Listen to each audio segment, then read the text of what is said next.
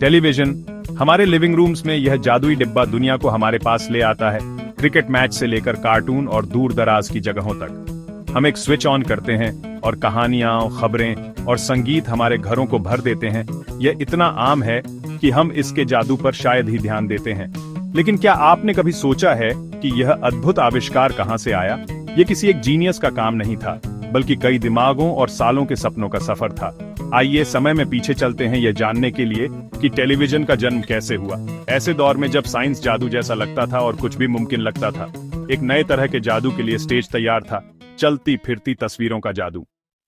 Television बनाने की पहली कोशिश मैकेनिकल थी। इसका श्रेय पॉल निप्को को जाता है, जो एक जर्मन स्टूडेंट थे जिन्होंने 1884 में निप्को डिस्क का आविष्कार किया।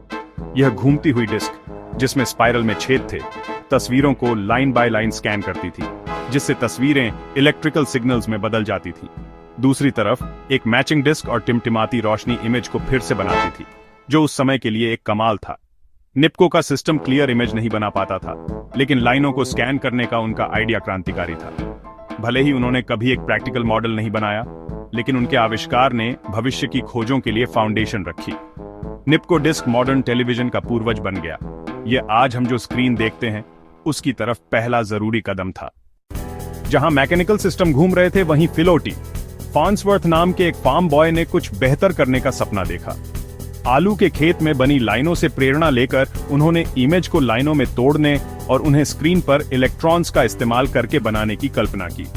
फॉन्सवर्थ का विजन एक पूरी तरह से इलेक्ट्रॉनिक टेलीविजन था, कोई हिलने वाला पार्ट नहीं, बस प्योर साइंस। शुरुआती शक और कम रिसोर्सेज के बावजूद उन्होंने हिम्मत नहीं हारी। 1927 में 21 साल की उम्र में उन्होंने पहली इलेक्ट्रॉनिक इमेज ट्रांसमिट की, एक सीधी लाइन। इसके तुरंत बाद उन्होंने एक डॉलर साइन भेजा, जिससे यह साबित हुआ कि उनका सिस्टम काम करता था। फॉन्सवर्थ के आविष्कार ने आज हम जिस क्लियर, हाई क्वालिटी टेलीविजन का मजा लेते हैं, उसका रास्ता साफ किया। जब फॉन्सवर्थ अमेरिका में काम कर रहे थे, तब RCA में व्लादिमीर ज्वोरकिन ने आइकोनोस्कोप डेवलप किया, जिससे इलेक्ट्रॉनिक कैमरा प्रैक्टिकल हो गए।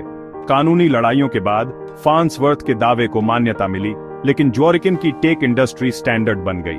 शुरुआती ब्रॉडकास्ट छोटे छोटे एक्सपेरिमेंट थे, जैसे टर्नटेबल पर घूमती हुई फेलिक्स दी कैट की गुड़िया।